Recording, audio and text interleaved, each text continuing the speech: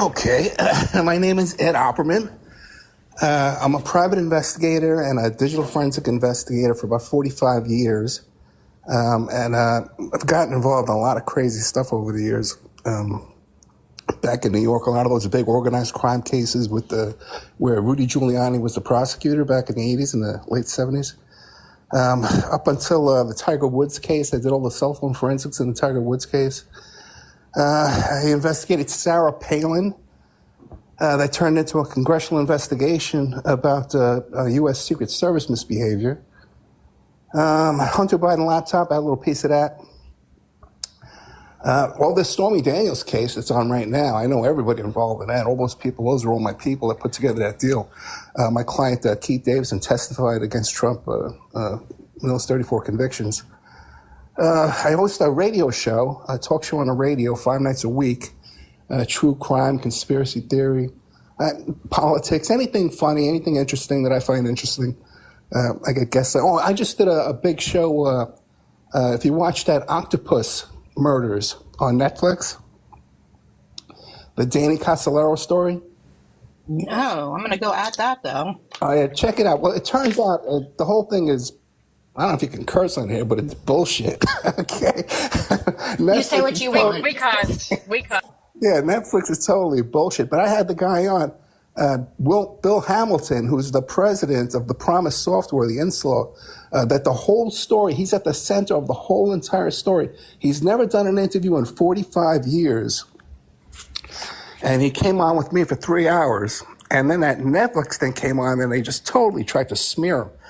So that's a whole big controversy going on. Plus, I've been involved in a bunch of Epstein stuff. I don't know if you know about that. I did the first radio show about Epstein back in 2013, and then I was hired in the lawsuit against Trump and Epstein. I was a private investigator in that case, and then I did some work down for Denise George down in the U.S. Virgin Islands. Plus, many, many exclusive shows about Epstein stuff over the years. That is right up Jen's alley. Yeah, I was just about to say, do you have the list, Ed? Do you have the infamous list? Well, I got way better than that.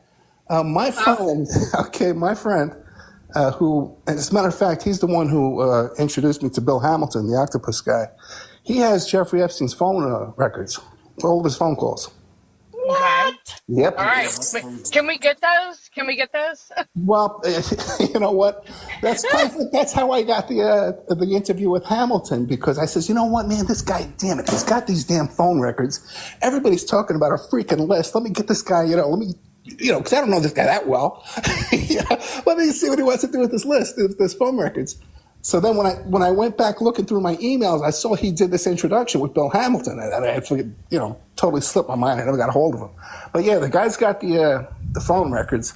I've offered to sell to some people, and my other friend, Dan O'Hanks, he's the one originally who got all those flight logs and all that kind of stuff.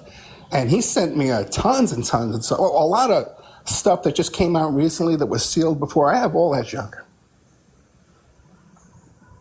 Well, I can tell you that knowing who's on that list would help me vote. Well, the thing is, there really is no list, okay? Okay. The meme that came out was that, hey, if Jeffrey Epstein was convicted for child trafficking, who was he trafficking these children to? Who were his clients that were paying him to rape these children?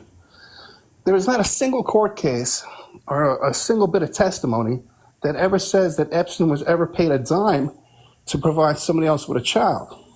As a matter of fact, the money was going the other way. He was donating money to people like Dershowitz and all these other characters who were also raping these girls. So there's no list. Wow. Yeah. So much of the stuff around Epstein is just total crap. So what is your take? I mean, was he just getting massages? Oh, no. Well, listen, you got to spell this out for me, because I need that. But oh my God. The point is that there were no clients paying him to rape children. Okay. He was Right. paying Okay. them. He was donating money to Harvard. He was donating money to that music camp and all Oh. that kind of stuff. It was the other one. Maxwell did get paid. She got paid to Well, provide of kids to course. Epstein. Yeah. Usually the madams do get paid. Yeah. So interesting. So can you confirm or deny that any of our uh, presidential candidates were on that list or have been paid There's no to list. for services? I Hypothetically, know, but paid for hypothetically. services. Well, definitely not Kamala. Okay. I don't Well, you believe she never has- know. You she has never any- know. You never Well, know. I pretty much know a lot of people involved in this. I interviewed Epstein's former partner who took the fall in the whole Tower Financial deal. He's dead now. But I did Of about course he is. 13. Of course he is. Of course he is. Well, it was old age. Okay. Okay. Yeah. But what do you call it? I mentioned before that in 2015, I was the private investigator in the lawsuit, the Katie Johnson lawsuit, the Katie Johnson, Katie Doe lawsuit that Yes. accused Trump and Epstein. They were co-defendants in that lawsuit for raping a 13-year-old girl. Yeah. That was my case. Oh. So if you go to my Patreon, it's free. You could find the complaint and the 2 witness affidavits. Okay. I'm gonna do that as soon as I stop this car. I told you this is her. This is her lane right here. This is my lane. This is my lane. This Yeah. is, we can't say it, but pedo and familial trafficking is my lane. So I say expose them all. I don't care who it is. Yeah, you love my show, man. I cover that stuff all the time. As a matter of fact, when I first started talking about that about 13 years ago, the Art Bell Network had picked up my show, and the first show I sent them was the Franklin cover-up. And they said to me, "Well, what the hell is this? We're not putting this on the radio." But now it's like the number one topic that everybody likes to talk about. So what goes into investigating something like the Katie Johnson one? Well,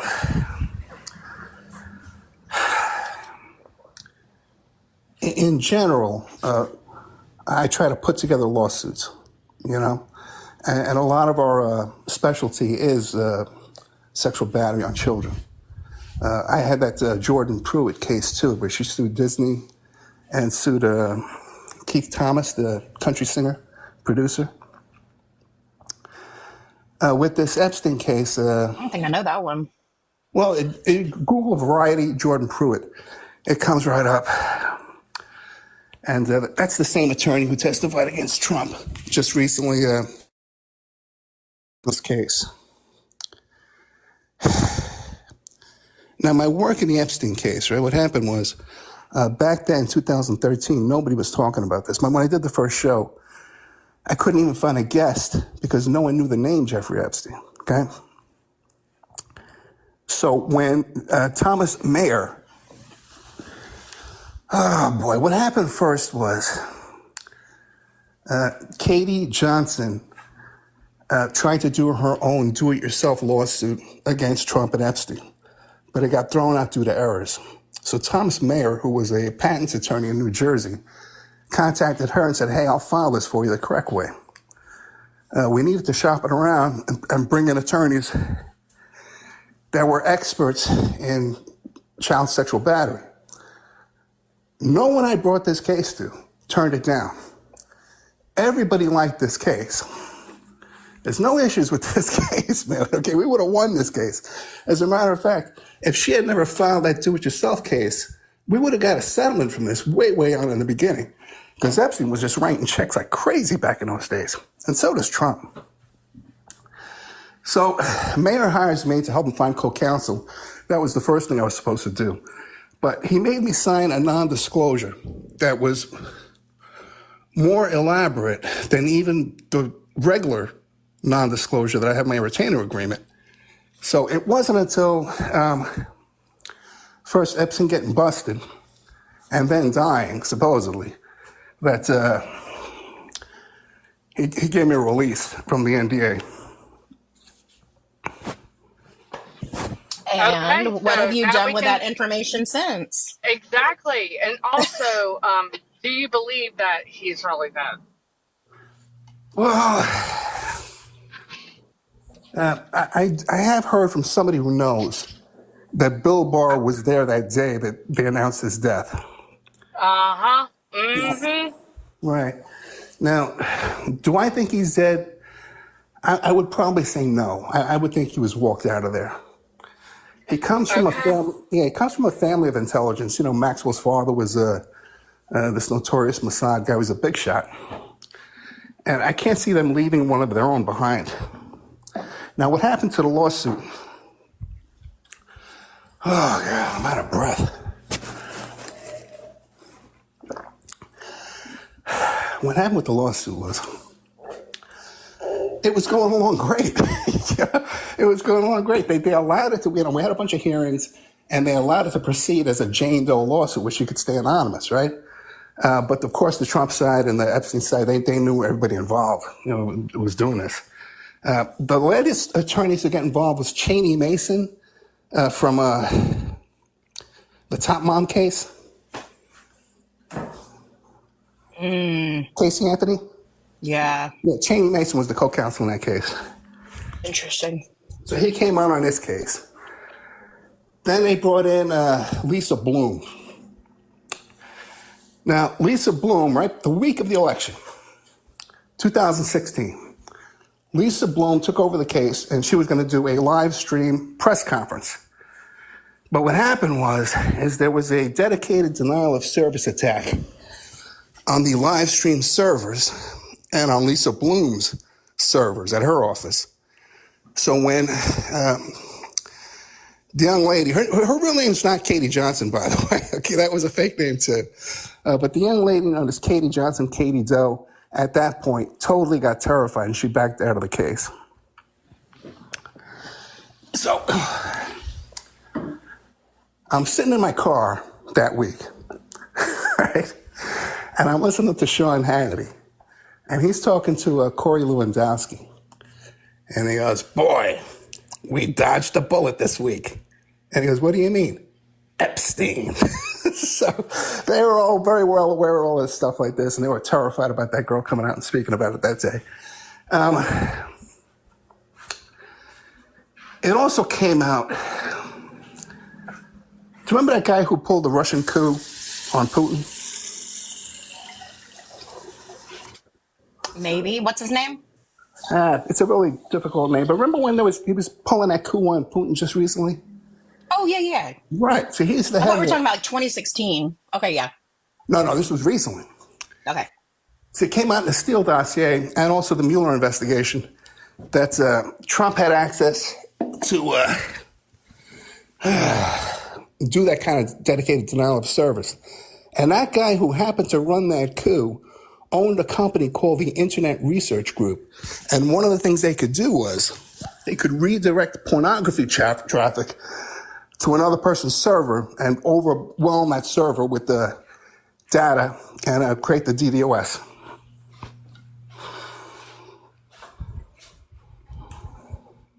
What is the DDoS? A dedicated denial of service. That's Oh, when you- DDoS. Okay. Right. Okay. So what does that mean exactly? What it means is according to Mueller and according to Steele, Trump had access to that kind of data to shut down a server. And then here we had the reason for the lawsuit being dropped was that their server was attacked. Oh, sketchy, sketchy. Right. Interesting. Yeah, see, I did a lot of looking into that Internet Research Group because when there was an indictment, a bunch of the guys who were indicted were from Staten Island, and I was from Staten Island. So I took a look into all this stuff. And I got to tell you, man, this guy had some horrible, extreme rape websites, man, with this, some of the worst stuff I've ever seen in my life. Okay, this is a website this guy's running. Jesus. He just died in a plane crash. I bet he did. Again, supposedly, right? Wow. Yeah, It's you funny might be how able it to ends up tell that way. I have a touch of conspiracy theory thoughts. You'll like Ed then. Yeah. Yeah, I do. So how did you get involved with like how did you get involved in all of these things? Like, Yeah, like where's your career start? yeah. Oh, And how did it get to Jeffrey Epstein? right. Career started back in New York. What happened was, oh boy. What happened was, at one point, I was a multi-ton marijuana smuggler. Okay, so I had a Stop it. Seriously? yeah. I love that. No, you were not. What's that? I love that. Yeah. And I was friends with the yippies in Manhattan and all that kind of stuff. You know, the Youth International Party. And the guys from High Times magazine. Okay, I'm still friends with some of these guys. AJ Worman comes to my show all the time. So anyway. Because of my endeavors in that area of life, I came across this guy who worked at the phone company. And all I had to do was give him a phone number, unlisted phone number, and he could come back with the name, the address, sometimes even the guy's social security number, sometimes his work location too, his work phone number, and sometimes even his bank account information. Plus, we could get all of his local usage, all of the phone calls he was making on his phone bill every month, right? So when I had this, back in 1979, this is a big deal. So that's how I made my way into this office in Brooklyn. The guy was an organized crime private investigator and a handwriting expert and did like ballistics investigations and stuff. And so I started working at his office selling this information. So that's how I got my start. And everybody got to know me. The Epstein stuff, that was years and years later. In between those times, I had I did a job for Howard Stern. I did the cell phone forensics in the Tiger Woods case. And that's how I met this woman named Gina Rodriguez, who was the agent for all the Tiger Woods mistresses. She was also the agent for Stormy Daniels, okay? And she put together the lawsuit we did against Charlie Sheen. So she was my client, and she was also my agent. So she got me booked on like Dr. Drew, Nightline, all kind of stuff I would do back then in those days. But Epstein was a total fluke. Because like I said, nobody had heard of this guy. So what happened was I got involved in this case where this guy, his ex-wife was crazy and she was stalking him online. So he hired me to prove she was violate her probation, right? So I put together a little report. We did that. It turned out this lady was freaking crazy. She was stalking the DA. She was stalking her probation officer. She's stalking me. And they flew me down to Florida to testify against her. And I was sitting in this office, and I saw this little article about Jeffrey Epstein, this billionaire who was having 3 little girls come to his house every day in Palm Beach. And I says, boy, when I started doing the radio show, I says, hey, I want to look up that story and do a show about that story. But no one knew the name except for Robert Morrow. Do you know who Robert Morrow is? No. Yeah. He's like this conservative, dirty trickster type of guy. Okay? He's a real character. And as a matter of fact, he used to be a ghostwriter for Roger Stone. And he wrote that book about where Stone claims that Lyndon Johnson killed Kennedy. He's the actual author of that book. So he was the guest that came on. And And so back then, I was really the only one talking about Epstein. And that's how Thomas Mayer saw, I guess, a YouTube video or something, and contacted me. That's wild. So I know that you have a book about private investigations, but do you have one about yourself? The first chapter in that book does talk about a lot of stuff I've been involved in. There's a bunch of books written about me, okay, that you could find. If you go to my IMDb page, it lists a few of them that are on there. But I'm in a lot of books. And I had an offer for a TV. I'm in a documentary right now called CIA Drugs Are Us by John Potash. And it's part 2 of a film he made about drugs as weapons against us. And it's about the illegal drug industry and how they use it to take down musicians and activists and stuff. Where can we watch that? Do you know? Off the top of your head? Yeah, it'll be out in about a month or 2. And Okay. You can find it on IMDb. In fact, it's coming out, I think, in October. Yeah. But I just did an interview about it with him. You can find it on my Spreaker or Apple Play, one of those things. I'm gonna have to hear more about that drug smuggling back then, because the only person I know that did that, and I met him 2 years ago, was White Boy Rick. Oh, really? Mm-hmm. Yeah, I interviewed Freeway Rick Ross and Richard Stanton, the hippie mafia, and the family from the company. I've done a lot of some guys from the French Connection. I interviewed them. But back to the thing about the film I'm in right now, because my segment in that, okay, this is a pretty funny story too. I became friends. I interviewed Courtney Love's father, Hank Harrison. And he had a very interesting life himself, traveling with the Grateful Dead and all his bizarre stuff, okay? So, he's dead now. He just passed away recently.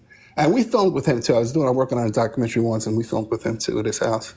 But he sent me, I have in my possession, recorded payphone calls from Courtney Love when she was 14 and 15 years old in juvenile detention. And also, he interviewed some of those people he has tape recordings of some of the people that he alleged were involved in the murder of Kurt Cobain. I was just about to ask that. He wrote a book called Love Kills, where he pins his daughter for the murder. Nice. But on his tapes and stuff, they're in detail about David Geffen. By the way, Courtney Love was over there at Versace's house the day before he got killed. Shut up. No, but You wait are till you hear kidding this. me. Because what I'm about to tell you now is it's in my TikTok. We have a clip of the TikTok. If you go on my TikTok all the way to the bottom, you'll see Courtney Love's picture, right? So what happened was, when she was like 17 years old, she went to Ireland because Hank was in Ireland doing research on a book. I don't know what he was really doing in Ireland, but he says he was doing research on a book. Okay. So she shows up there. She's 17 years old, and she has like 1,000 hits of LSD. She starts... 1,000? Yeah, 1,000 hits of LSD. Like, she had them on her possession, or she had taken them? No, she was distributing them. Oh, okay, good. Yeah. Hank was involved in LSD too.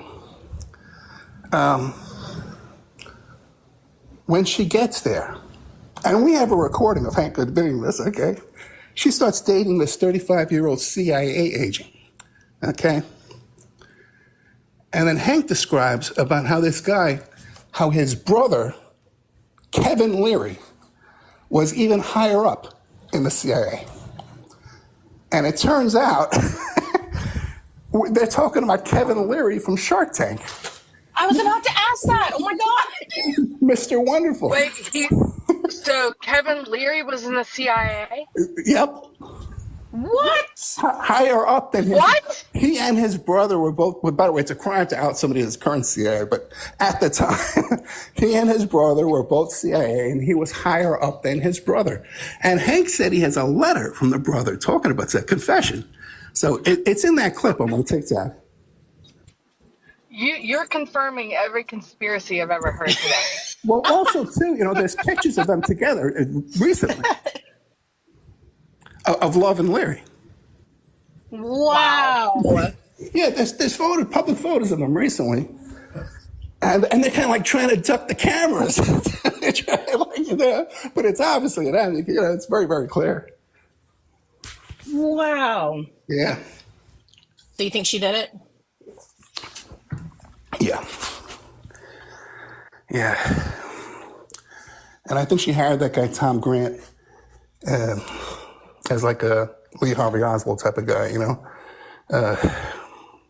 to just muddy up the works. So wait a minute, let me confirm this. Yeah. You're saying that Courtney Love unalived Kurt Cobain. Through somebody else. Right. There's actually a... Holy shit. Was that ever a question for you, though, for real? I mean, no, but this confirmation is really, this is, we need to do this every day, Ed. we're going live every week until we get all the conspiracies cleared up. I've had my suspicions maybe if it was real or not. There's a lot of developments bubbling around right now. Matthew Richter, who wrote a book with, who's that guy again? Tom Grant. He's just recently come out against Tom Grant. And there's some other guys. They're way too deep for they're way too obsessed with all the details for my health. And they're coming up with a lot of new evidence these days. Wow. Yeah. Dang. I mean, I'm like in shock a little bit. I'm in shock. All right, who else can we ask about, y'all? I mean, JFK was my next go-to, but I think that's a long time ago. Hey, Ed, I was curious, since tomorrow's the anniversary of 9/11, if you've ever done anything surrounding 9/11, like anything, private investigation work, anything like that? Well, my former partner, who was the best man at my wedding, was NYPD Harbor Aviation. So those helicopters you see flying around, he was in those helicopters on 9/11. I've done some shows about the previous 9/11 bombing and how, seems to be a bunch of FBI agents involved in that one. I interviewed Fred Whitehurst, too, who did the forensics in that investigation. Done a lot of shows about 9/11. One thing I can tell you that maybe a lot of people don't know about. Remember that clip they always show where Rudy says, "Hey, let's go to building number 7." And then Bernie Kerik, the former police commissioner, whispers in his ear. And I say, "Oh, no, we're not going to go there. We're going to go someplace else." Well, on that day, yeah. And by the way, there's another guy too, named Billy Diamond. Just looking at him. Okay.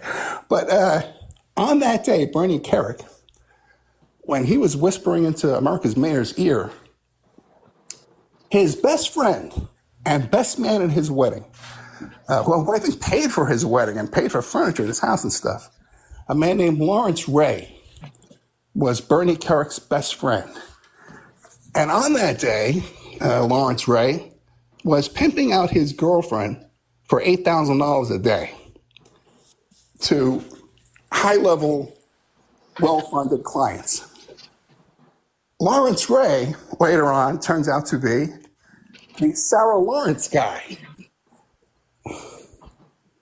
where his daughter went to college at Sarah Lawrence and he moved into the dorm and started pimping out her roommates. You guys know that story? No. That's a women's college, right?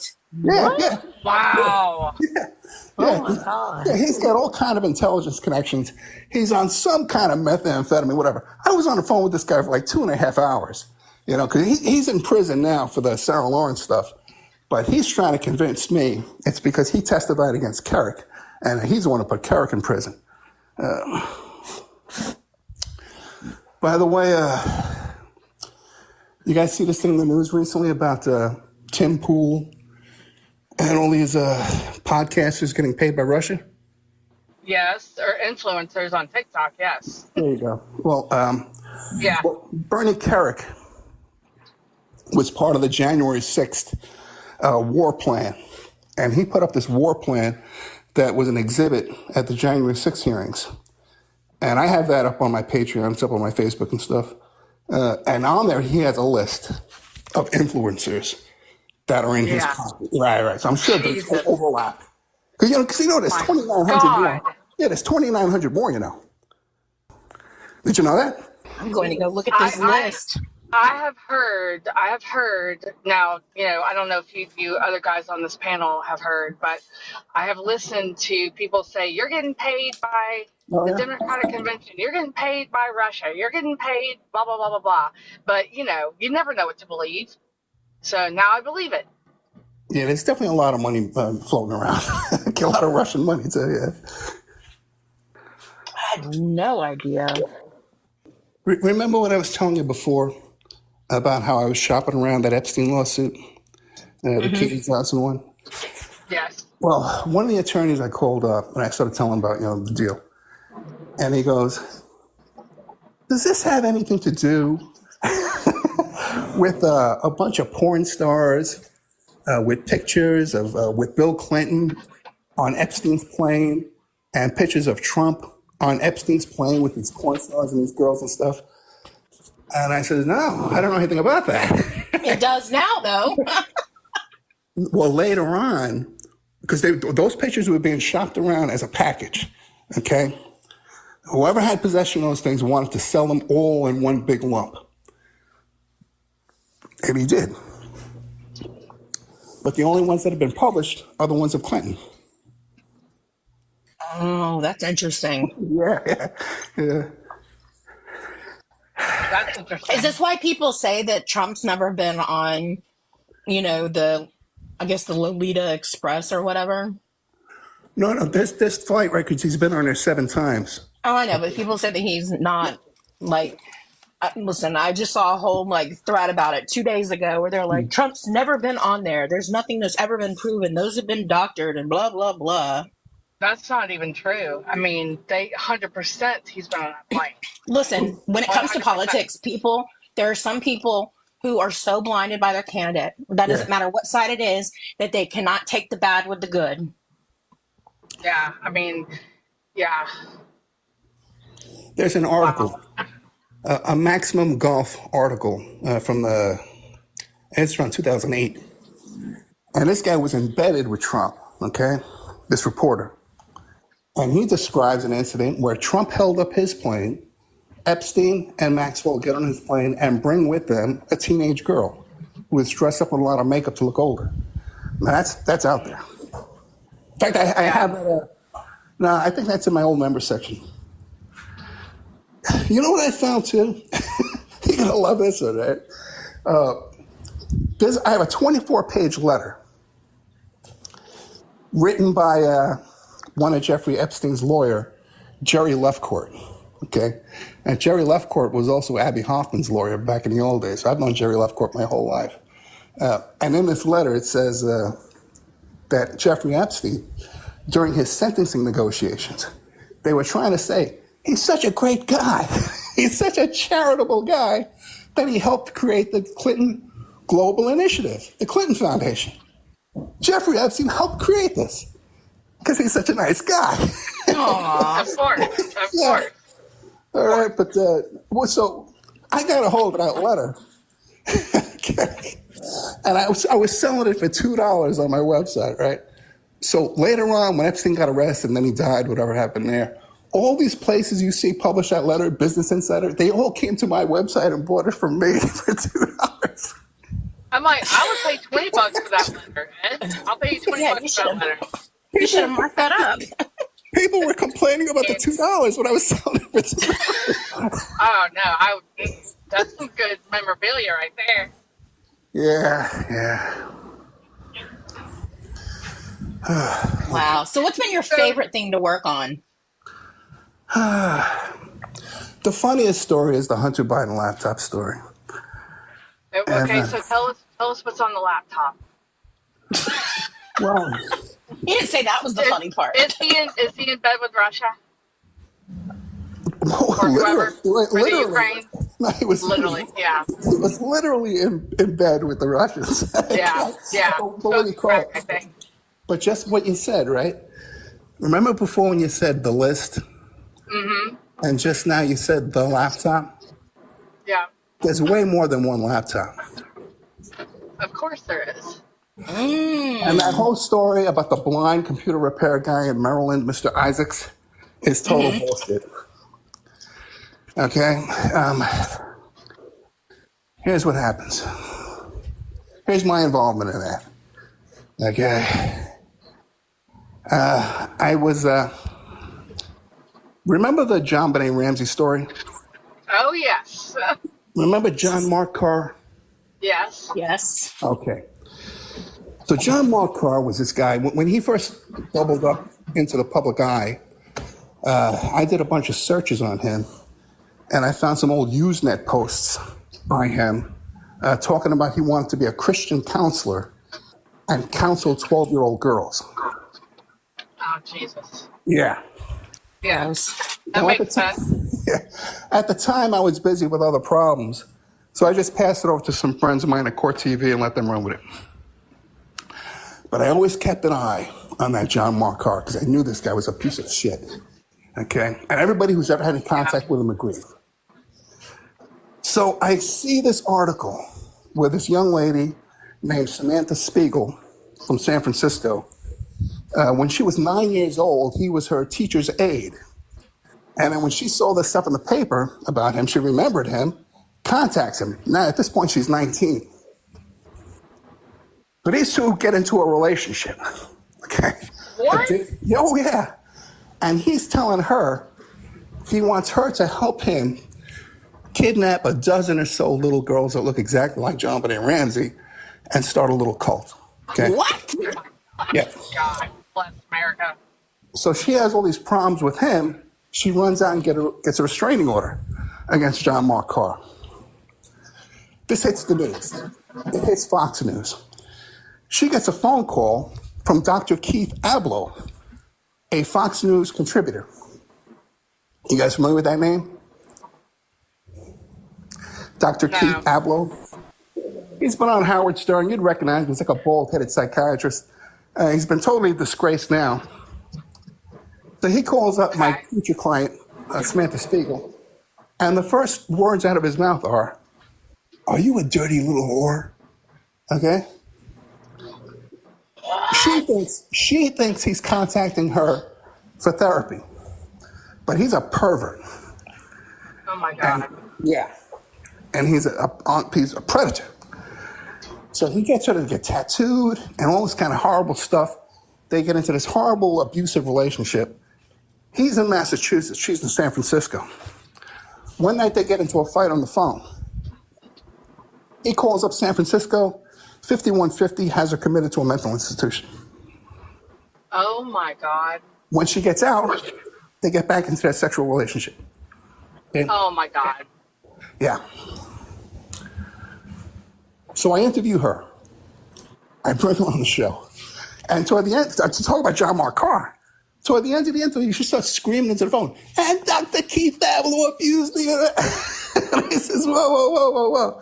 I says, wait a second, have you ever talked about this before? She goes, no, it's the first time I'm telling anybody. So I said, okay, we're going to bleep that out. But right after, I get her on the phone. I said, hey, if this is true, we got a lawsuit. We got a lawsuit against Keith Abloh and Fox News because you met him through them. All right? The attorney I bring it to is Keith Davidson, who's the attorney who testified against Trump in the Stormy Daniels case. Okay? But he couldn't do it because all that Stormy Daniels stuff was starting to hit the news. It was too much going on. Okay, it's just too much going on for him. So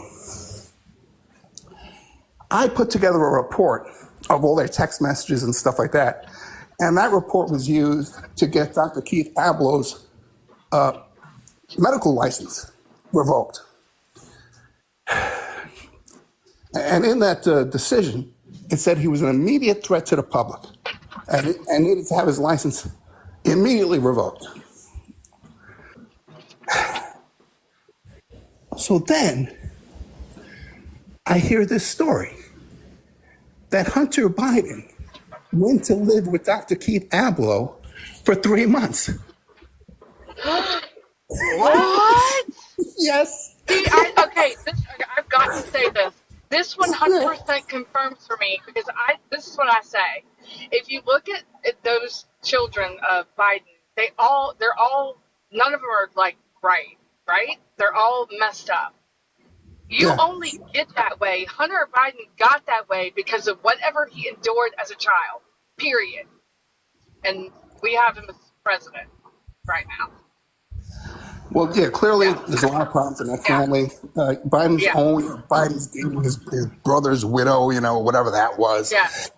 She says if he calls my daughter up, call the police if he's ever in the same room with my daughter. So a lot of bad stuff there. Wow. Okay, so Keith Ablow's brother shows up at this book launch party in Manhattan. And who's there? Rudy Giuliani, Bernie Kerik, Bob Costello, who is Rudy's bagman, okay? An attorney in New York. Who else is there? Bo Dietl, famous private investigator, a friend of mine since I was 19 years old, 20 years old. Who else is there? John Kirkawa. I'm pronouncing his name incorrectly, but he's a former CIA agent. I've had him on the show a couple of times, and he's there too.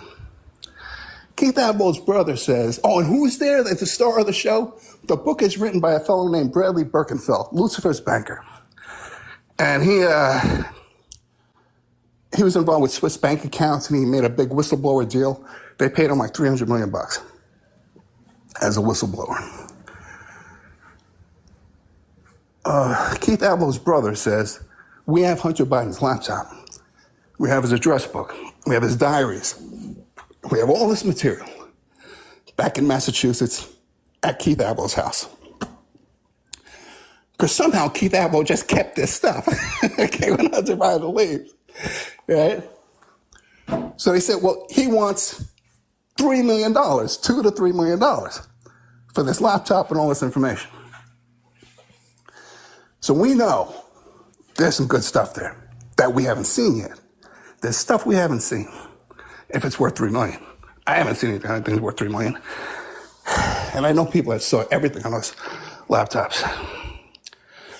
So Bo Dietl and Birkenfeld go to Keith Ablow's house to negotiate for the laptop. Right? That night, negotiations break down. They can't come to an agreement. The next day, there's a knock at the door. Open up. DEA. We got a search warrant. We're coming in. Okay. And they take the laptop. I was going to say, that's how you get around $2 to $3 million. Somehow, between Bo and Giuliani and these characters, they got to a judge, got a search warrant with a friendly DEA friend of theirs, and went in there and snatched up his laptop for free. Okay? Now, Hunter Biden gets that laptop back. Okay? But there's other laptops. How many do you think there are? According to Lev Parnas, who was Rudy Giuliani's partner back in those days, and he was part of that Ukraine deal. And remember the perfect phone call where Trump is talking to Zelensky on the phone? Mm-hmm. Parvis arranged that call. He was at the table that night when they were making that call. Parvis is a nice guy. I've had him on the show a couple of times. We know a lot of the same people.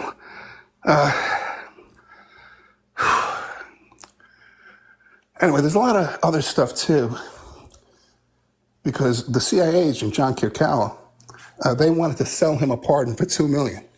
So I had him on the show too. I've had all these guys on the show and they've admitted all this. Okay.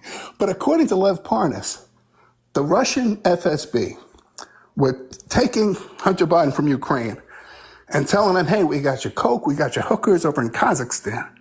Oh, they were in this room over there. You're all set up. And then when he was going there, he was being filmed and they were putting it on these laptops.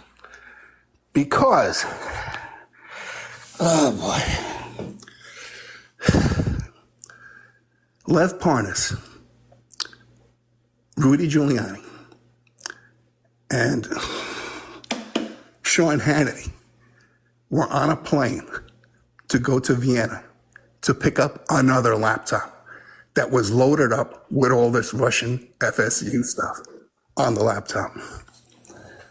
But at the last second, Rudy calls Lev and says, I can't make it. I got urgent business and I can't go to Vienna. So it's just Lev and Hannity. And who else? The FBI. The FBI shows up and arrests Lev Parnas about some other stuff, that he was involved in. So we know there's that laptop, the one that's the Lev Parnas FSB laptop, and we know the one from Hunter Biden's house. This computer repair guy is total bullshit. Another funny story. I interviewed this other guy, Patrick Berge, who testified at the January 6th committee hearings too. And he's an expert on this kind of computer stuff. And he went to Rudy's apartment in Manhattan to examine the laptop, to authenticate it, quote unquote. He was really there for something else. But he leaves, and a couple of days later, the FBI raids Rudy Giuliani's house. And they take all his electronics, all his cell phones, all his computers, except for that laptop. They take everything but that laptop. What? Yeah, I know, man. Oh, it gets even better. There's this guy, this picture guy, named Vish Barra. And you look him up. He was a Staten Island drug dealer who went to work for people like Matt Gaetz and wound up working for George Santos. He's the guy who hacked into Hunter Biden's WhatsApp and had that conversation pull up about, I'm here with my father right now and I better hear from you in 5 minutes, otherwise, that conversation. That's from his hacked WhatsApp that Vish Barra hacked. Vish Barra was throwing Hunter Biden laptop watch parties and inviting people up to look at all the stuff on the laptop. How do I get invited to one of those? You got to know George Santos. Jen, write that down so it's on our to-do list. Yeah. Okay. Taking notes. Yeah. I knew she would be. Yeah, as you can see, I get involved in a lot of crazy stuff. I love it. I love crazy. Yeah. Yeah, it's So, I love politics in general, and I love the crap that everybody doesn't see. It's a total wag the dog all the way around. Absolutely. A lot of deals going on. They show us what they want to show us. Yep.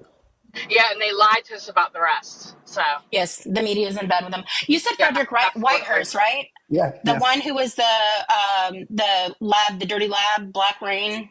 Yeah, he was ready to testify for the defense in the OJ case. He was there in the outer room, but they didn't need him. Oh God, I love the OJ case. Mm-hmm. Did he do it? What do you think? yeah, what did you do it? wow. OJ's listened to my show. Okay, I've done so many shows on OJ. Some of the biggest ones, though, are Jeffrey Felix, who wrote the book Guarding the Juice. Right. So remember when OJ was getting out at the parole board there? Yeah. And he starts complaining about this guard at the prison who wrote this book. And then who's this guy? We're going to sue this guy. And then they have a press conference. We're going to sue this guy. Dude, that was all in cahoots. Okay? That was free publicity for the book. Because I knew Jeffrey from another guest I had on the show.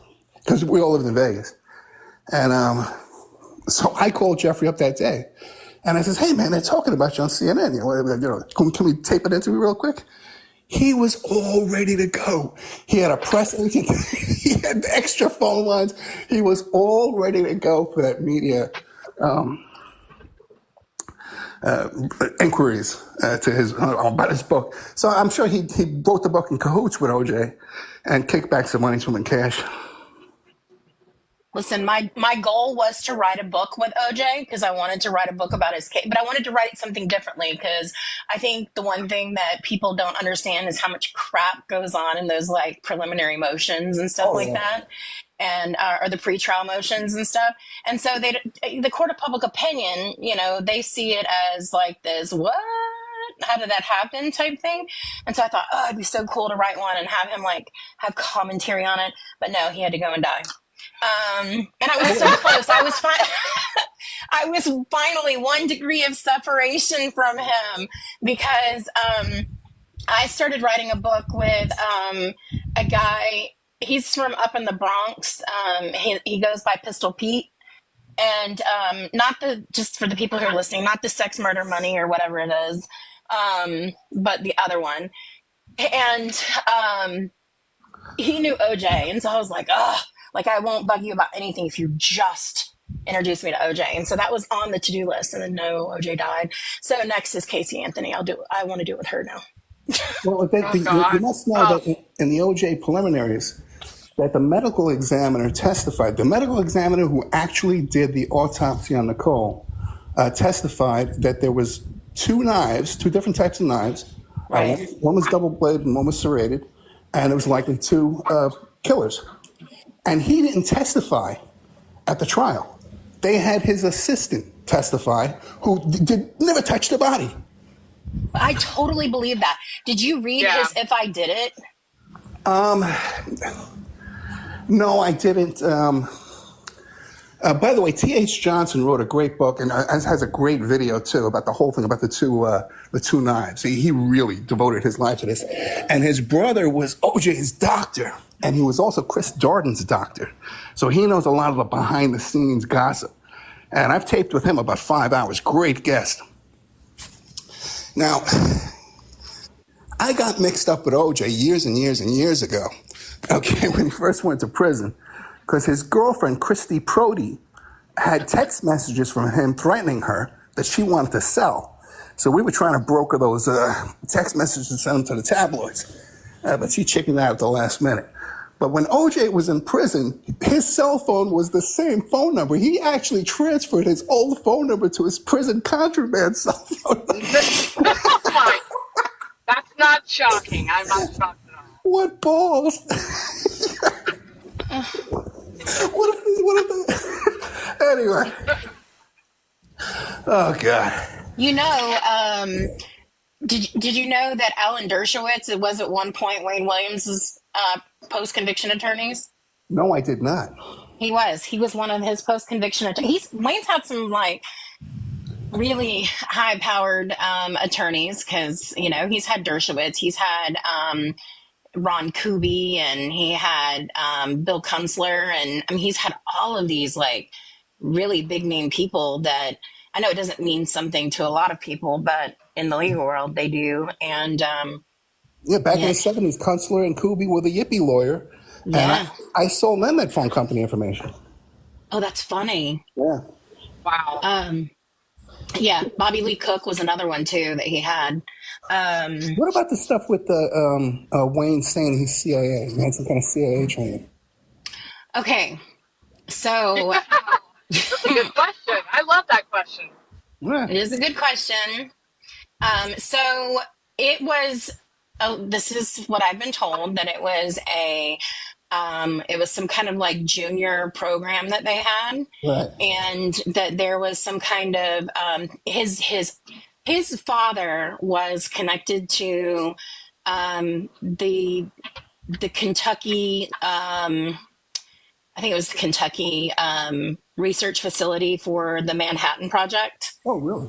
Yes, his dad was a physicist and ended up eventually teaching physics in high school, but his brother was like higher up in the military. I think it was in the military. But anyhow, they were, I guess, like channeling his, I don't know, behavior or something. I don't know. Well, he ended up in this program allegedly, and the reason that he had issues with Soledad O'Brien in regards to that was because, first of all, Soledad O'Brien was not supposed to be the one conducting that interview. It was supposed to be Anderson Cooper. And it changed last minute, and he was not made aware of that. And then he had some issues with her, and she kept pressing the whole CIA thing. And he said that part of what had happened when he enrolled in that was that he had to sign an NDA, and it had not expired yet. You know, Cooper is a CIA too. Oh, yeah, yep. I love you, Ed. I love you, Ed. I love you. I've been waiting on this live for like months now. Haven't I been saying how much I love Ed? Yes. Yeah. Oh, so you're the one, right? All I get is hate mail. No, I love it. Hey, back to Wayne Williams, Cisco Street Love. Did you ever read his book, Yesterday's Shame? No. Cisco grew up, and he knew a bunch of those kids, you know. And he says there was a huge pedophile ring with child pornography going on, too, that has connections to the Process Church. And when I had him on, and by coincidence, I had Cynthia McKinney on in the second hour. And no, she was on the first hour, and he came on the second hour, but she stayed. You know, the former House Representative, Cynthia McKinney from Georgia. Yeah.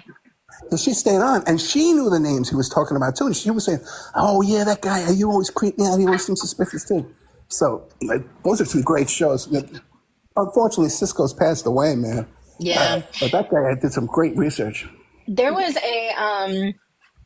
some footage that just like absolutely astonished me because like there was one where they were talking with Tom Terrell, and Tom Terrell was this, you know, for those who don't know, he was this old guy in the neighborhood during the time of the Atlanta child murders. And Timothy Hill was one of the victims, and he's on the news, literally on the news, and he's just like, yeah, I knew something was wrong because, you know, Timothy Hill was supposed to be coming back over for my birthday to give me oral sex. And I'm like, dude, you're saying this on the news? And he's just saying it just like that, like it's nothing, like, oh, it's just a Tuesday and I'm just talking about what I'm going to do before dinner, you know? And it's like it was nothing. But see, Atlanta also was a very seedy place at that point in time. I mean, they had bathhouses and porn theaters and happy ending massage parlors and all kinds of stuff downtown. And it was, it didn't surprise me that there was so much going on, which is kind of funny to me. Because in all honesty, I see some of these people, you know, that are like very self-righteous now on social media. And I'm like, yeah, you were a swinger in the 70s. You know, you were out there doing some of that stuff. I know who you are. I know where you came from. I heard stories about you. Well, how about that scandal at the Democratic Convention there in Atlanta with Rob Lowe? Where God. Yeah, sex. They filmed it. Him and another guy raping this little teenage girl. And I don't know if you know the backstory on her, but her family was involved in like all kind of Satanism and stuff like that. Wait. I gotta chime in here. In here. Can you hear me? Yes. Okay, so back to Rob Lowe. He's my favorite, so I'm gonna stick up for him. He was in a nightclub for 21 and over. The thing about it is, when that all happened, because I lived down the street where that girl worked, and they showed on the TV the, you know, blurred out version of him and her and another girl. I've seen the video. No, it was two guys and a girl. It was two guys. No, I've seen the video myself. I've literally seen it myself. On that same recording, on that same VHS tape, was him and another guy having sex with a girl. Yeah. Yeah, but it wasn't her. Oh, is that the same? But which is the one, the teenage girl? So the teenage girl and another girl and Rob Lowe was on that tape. I literally saw it myself when I worked in a video store, and one of the ladies that came into videos worked for the news. Now you're cutting out. But that videotape. It's probably Jared Fogel's video. Sorry, on that same videotape is him, a guy, and another girl. But Jan Parsons, the 16-year-old, it was Rob Lowe, Jan, and one of Jan's friends who was above age because they were in a club for 21 and over. What's the story that her parents divorced, and in their divorce papers, there was all kind of allegations about Satanism? Yeah, I don't know about that. I do know that her mom found that tape. She did not turn that tape in. Her mom found it. Oh, okay. Well, you add that to our list of stuff to look up that Satanism. Yeah. Okay. Yes, I will. And it wouldn't surprise me. I mean, I'm not surprised by anybody. And I'm not saying that he was right or wrong. I'm saying that he was also young. He was 23, and he got sober after that. I obviously do not condone adult men, hooking up with underage people. However, if you're in a club for 21 and over, nobody's asking for IDs. And at 16, if I had been in that club, I would have done it. Well, legally speaking, he still should. No, I know. I get it. And I'm sure that he made some changes after that because he never drank again, and he got married and had 2 kids and lived a successful life. Because I can tell you one of the things I've taught my boys, because I have my older boys, they're 27, 30, and 33, and I've always told them, I'm like, I don't care. You can listen to what somebody tells you all day long. Make sure you do your due diligence and know how old somebody is, because that is strict liability, and they don't care. Yeah. But back then, 30 years ago, that was not the case. We weren't talking about that kind of stuff regularly. So, when you're 23 years old, you're thinking about your pee-pee. Well, no, and you're not wrong, because, back then, I was actually thinking about this recently. I'm thinking about, when I was, 16, 17, and, some of the dudes that, I was talking to and stuff, because I've been working on writing my story. I got pregnant with my oldest when I was 14, and, I got expelled from the school system and everything. I went through a lot, and I've been, talking about my story. And I've been thinking about some of the people that I relied on in my story, and I'm like, ew. It's like, he was way too old to be taking me places and doing things, and but that was more I guess acceptable socially, but it's still gross. And now we don't kick kids out of school because they're pregnant. It's different now. No, I got kicked out of school because my kid was being abused by the school or by the daycare. That's right. And I wouldn't drop it. So they told me it was a conflict of interest. But I did get originally removed from Roswell High School because I was pregnant. With the aliens? Yeah. No, Roswell, Georgia. Oh, okay. But they were pretty much aliens. But going back, because I didn't get a direct answer. So do you think OJ did it still, even with somebody else, or not? Yeah, I think what happened was with the drug dealers, there's so much with that whole thing. I think that the drug dealers went to OJ's house, and this is what Jeffrey Felix says too, that the drug dealers went to OJ's house. Nicole and Faye Resnick owed money, and OJ was paying their debt all the time. This one night he says, no, I'm not going to do it. Then they says, okay, we're going to go over there and get money from her. They went over there, and then he followed them over there and ran around in the blood and then left, is what I think happened. So you don't think he directly killed Nicole? No. Interesting. Interesting. So, okay, so you're saying it's like 2 thugs. Yeah, 2 drug dealers. Yeah, you know about all the stuff with Joey Eppolito and all that stuff, right? Yeah. Mm-hmm. Oh, yeah. Al Cowling and OJ, and even people like Bruce Jenner and Steve Garvey and those guys were all involved with these high-level drug dealers back in those days. I believe it. And also, too, she was all mixed up with Heidi Fleiss girls. Yeah. I've heard that she and Faye Resnick had a pretty severe coke problem. Well, not only that too, but I was told one time that if they had reality TV in the days that Faye Resnick was a teenager, she would have been a bigger star than Paris Hilton. Okay, because her or Kim Kardashian. Yeah. So Paris Hilton, okay. My friend Mark Ebner got a hold of her cell phone, okay, and downloaded all her contacts in her phone. When he went through all, and you look up 6 Degrees of Paris Hilton, when you look up all the numbers in her phone, she's all calling bail bondsmen, drug dealers, escort service. This is all the numbers in her phone. What the hell is this girl doing? You know, she was dating that guy, Joe Francis, from Girls Gone Wild. Yeah. Rapist. Yeah, right. Oh, yeah. Plus, he had his own private jet, man, before Girls Gone Wild. This guy's flying back and forth to Mexico in his own private jet, yeah. What? I didn't know that. And they're all still friends with them. He's a POS, really bad. And they're all still friends with them. With Joe Francis? Yes. I didn't know like that. The Kardashians, the Hiltons, they're all still friends with them. Okay.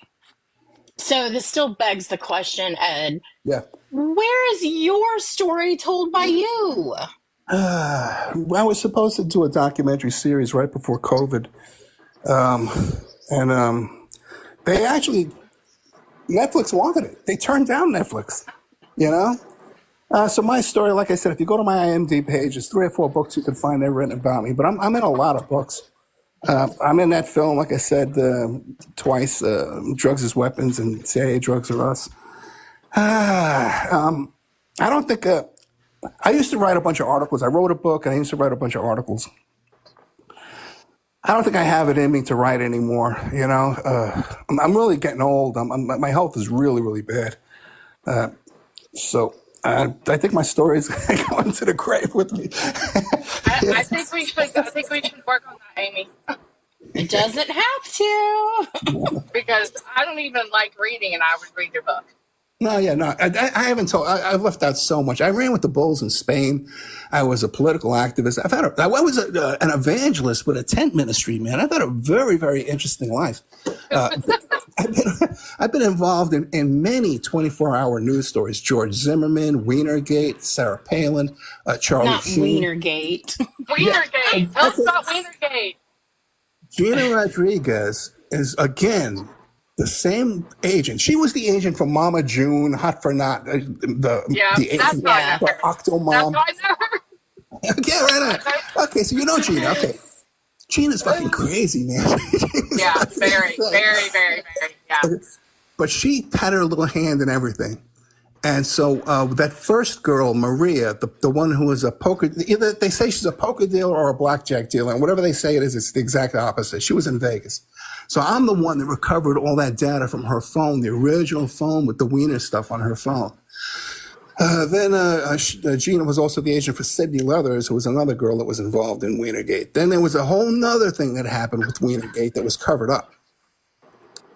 Okay, with another. And you're going to tell us, right? Nah, that's in my past. I'm not going back down that road. Okay. It's just not worth it.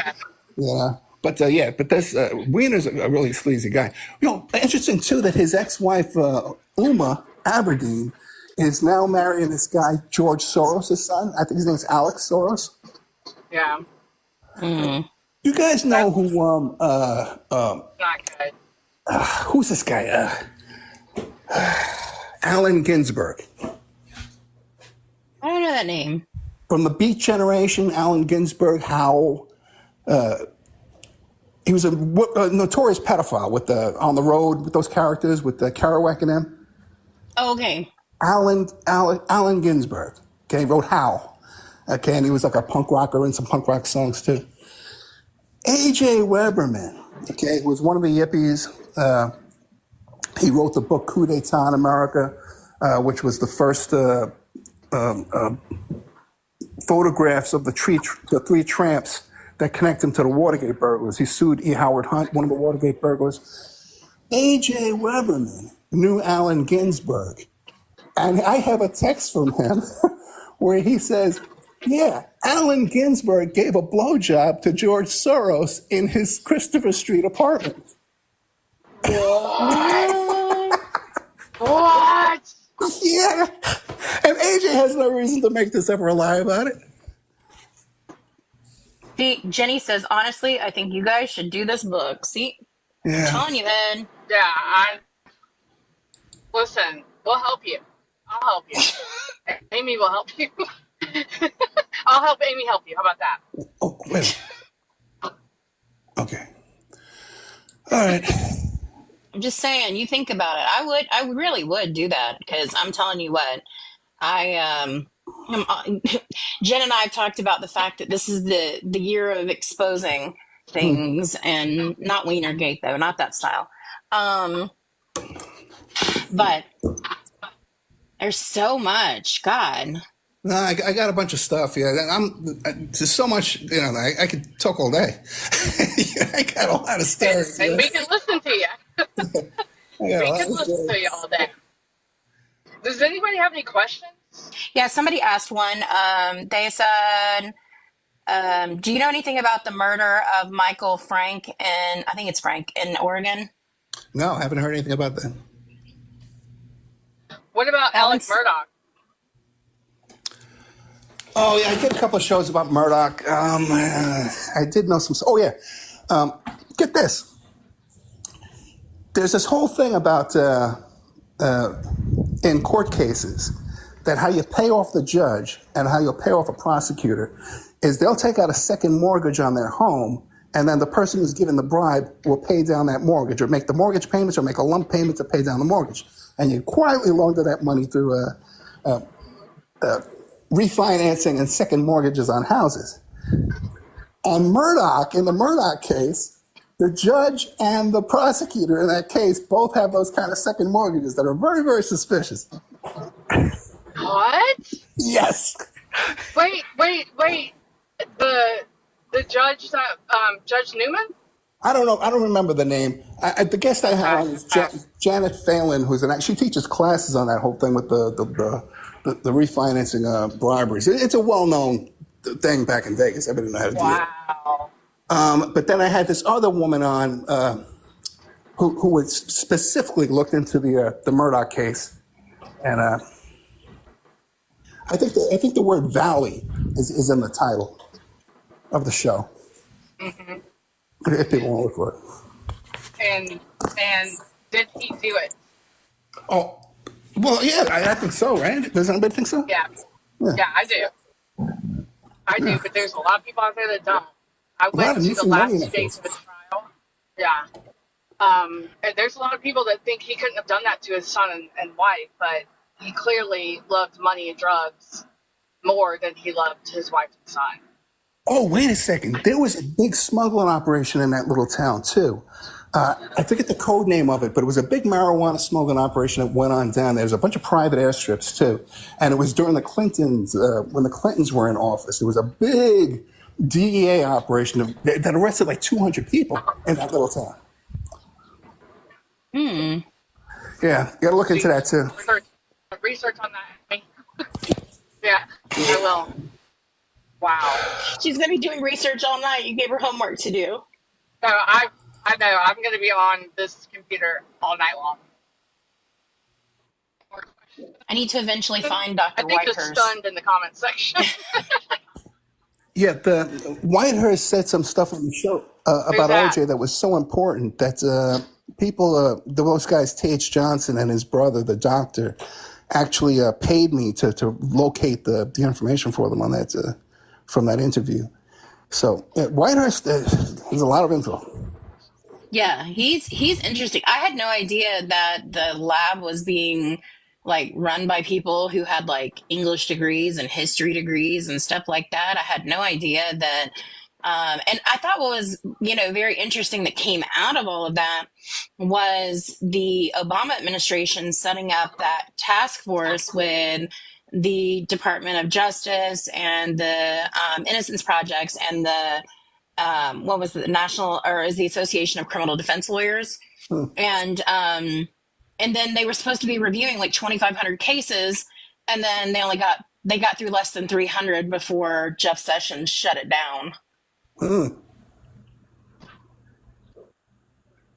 And I understand that would be a legal nightmare overall, honestly. But that was something that was really heartbreaking because the findings that they had in that particular case was, and like in those less than 300 that they did, there were some people who had that were death penalty cases, Yeah. and those death penalty cases, some of them had already been put to death, and they had determined that this evidence that the FBI had presented in these trials had been grossly overstated and was not, it was basically misrepresented. Yeah, there's a lot of corruption, Lots. Yeah. Wayne's case was allegedly supposed to be one of those cases that got revisited too. And his case obviously did not. But I actually found out about it initially before because he was included in the HBO's Atlanta Missing and Murdered. But I found out about the task force initially from Kenneth Bianchi, because he was him and what's his name? Eric, what's his name? Holder. They were writing letters back and forth about whether or not he could get his case included in the reviews or not. I was telling you before about that girl Samantha Spiegel and Keith Abloh. She got into a relationship with that fellow who killed Polly Klaas too. And What? there was there was a connection between that guy and John Mark Carr too as well. And John Mark Carr too, the reason why he got on everybody's radar is because he was arrested for possession of child pornography. But the police sold the evidence at a yard sale. Okay, they sold his laptop. It was evidence, and they sold it. What? Yes. Okay, let me ask you about this. And you may not have the information, but like Class Kids, Adventures with Purpose, are they all on the up and up? I've heard different things. Okay, so you've heard the same things I've heard. Yeah, I've had a little contact with Mark Klaas. He seems to be a sincere guy, and I don't know. I don't know. But it does also seem too that a lot of those big cases with the missing kids, there's a lot of hands in those cases. A lot of people are making money on that stuff. Yep. I am working on a case about a girl out of Alabama. She's been missing for 12 years, and Class Kids, went out to Alabama to look for her. But then all of a sudden, it was like they disbanded the head guy of Class Kids left, and it's now in Pensacola. And I just wonder if there was some kind of corruption going on there as to why he left abruptly after 20 years of being part of Class Kids. And I've heard some stuff about Adventures with Purpose too. Yeah, so I'm just curious. There's definitely a lot of different layers to all this stuff. I'll give you a quick story I got about John Wayne Gacy. Okay. I found out that one of the victims that was buried under Gacy's house, the mother didn't think it was her son. She had questions about it. She didn't believe it was her son. And she was suing somebody. I forget who she was suing. But I contacted that attorney about 13 years ago, and I says, hey, man, you want to do a radio show? And I want to interview about this John Wayne Gacy thing. He's always blowing me off. Well, we have a hearing around the corner. I can't talk. He puts me in touch with the private investigator, Bill Dorsch. Just came out with a book, and Dorsch and his wife actually met Gacy and had dinner in his home. So Dorsch was a witness, and he says, hey, man, there's this other location where I've seen Gacy doing landscaping, and I'm telling you, he was digging these big, giant holes. There's more bodies over there. Dorsch hires this company with ground-penetrating radar. They go there, and they find spots. There's a body here, there's a body here, there's a body here. They go to the cops. The cops let them dig, but not at those spots. And I got a letter from the company. Of course. I got the letter. So then the cops went back secretly and did a second dig. Okay? A lot of stuff. And, there's a lot of things with Gacy and Richard Coral, and child sex trafficking and all kind of stuff. So it turns out I'm talking about this case, right? And I get an email from a listener. And the picture of the woman whose son, who she didn't believe, by the way, the DNA turned out it wasn't her son. He says, so they sent me a picture of him when he went missing. And then they send me another picture of like when the kid's like 4 or 5 years older. Definitely the same kid. And that was a picture that was found in the house of Rodney Akala, the dating game killer in California. You are Yes. kidding me. No, man. Wow. That's all my stuff exclusive. Nobody has that. That's just me. Okay. Oh my gosh. Yeah. Wow. So there's definitely a connection. They kept that kid alive. He was photographed by Rodney Akala. The whole Rodney Akala story. Holy shit. Rodney Akala was a student of Roman Polanski, a film student. Yeah. Okay? Yeah.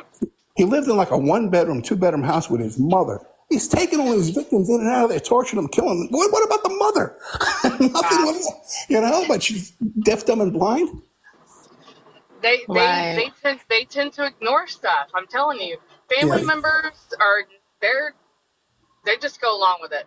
Yeah. Well, Kenneth Bianchi, one of the victims that was attributed to the Hillside Strangler case, ended up being Rodney Akala's victim. Oh, well, Rodney Akala, one of the bodies he dumped it right in front of Marlon Brando's house. Oh, you're kidding me. I didn't know Oh, that. wow. With her legs spread, with her vagina pointed right at his door. What? Yes. Was that, did Marlon Brando do something to her? Don't know, but we know that Brando was lived up there with Warren Beatty and Jack Nicholson and all these guys that were, Polanski raped that girl in Nicholson's house. Yeah. Okay? Yep. Oh, wow. Way too Yep. close for comfort. You know, speaking of Gacy, Yeah. have you ever had Bob Mata on? Name sounds familiar. Bob Mata is the one who did the podcast The Defense Diaries, and his dad was Gacy's attorney, the trial attorney, and gave him all of Gacy's interview tapes. Oh, really? The name I'm sounds telling you, the first season of the Defense Diaries, it's fascinating to like be able to hear Gacy in his own, like out of his own mouth, like say the things that he's saying, because he's saying it in a privileged situation. Right. And it's very interesting because it's a very different take than what he's portraying like in his appeals and stuff later on. Yeah, well, they had all that other pedophile around there, the sex trafficker, and they had like 4,000 names in his Rolodex, and they lost that too. What? Of course they did. Of course they did. So we should probably ask who's not corrupt. It's probably List will be shorter. A shorter list, yeah. Raise your hand. I'm raising my hand. I'm Yeah, not corrupt. I'm not corrupt either. Wow. That's crazy. I will say though, I know Bob he's a criminal defense lawyer in Illinois. And I know that, he's branched out and he's done other cases and stuff. Like he does a lot of stuff with like Delphi and whatnot. But that first season is, like I said, it's really interesting because I like hearing the stuff like straight from the source if you can. Oh, absolutely. Well, I tell you, I have to tape an interview at 5. I can give you one last quick story. Okay? How's that? That's good. Richard Biegenwald. Ever hear of him? No. No. Okay. Richard Biegenwald. He was, there's a book about him. They call him like the Asbury Park Killer. He was from he was from Tennessee and New Jersey, but his mother had a house on Staten Island. Okay. So I had some guys down in Tennessee that were marijuana growers. I was in high school. I was like 18 years old. And these guys, these marijuana growers from Tennessee came up with like 100 pounds or something like that. And we needed a place to do the deal. So they knew Richard Biegenwald. And so we used his mother's house to do this deal. So here I am. I'm like 18 years old. And the two guys from Tennessee, they're like Vietnam vets, hippies, serious guys. And then you got this crazy freaking Biegenwald character, right? I never met this guy before. So we're doing this deal. He comes out of the room with a shotgun. He starts waving the shotgun around. Hey, this is a stick-up. This is a stick-up, right?